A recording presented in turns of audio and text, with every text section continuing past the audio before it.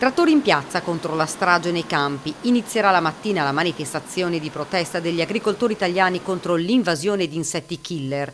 L'appuntamento è per le 9:30 in occasione dell'apertura della fiera agricola e dalla Marca saranno oltre 600 gli imprenditori agricoli che raggiungeranno Verona per chiedere un piano straordinario e la calamità. L'emergenza ormai che vige da diversi anni in Italia della cimice è diventata un punto di non ritorno, nel senso che dobbiamo assolutamente agire e che venga autorizzata al più presto questa Vespa Samurai, che è l'unico antidoto che abbiamo oggi per sconfiggere questa piaga che sta colpendo da anni i nostri frutteti. Non solo, ma i 95 sindaci della Marca, il presidente della provincia e il prefetto di Treviso Coldiretti ha lanciato l'allarme proponendo di deliberare e appoggiare urgentemente il proprio piano straordinario di lotta alla cimice asiatica. La diffusione ormai interessa tutto il territorio nazionale, sebbene i danni a oggi siano particolarmente rilevanti nelle aree ortofrutticole della pianura padana.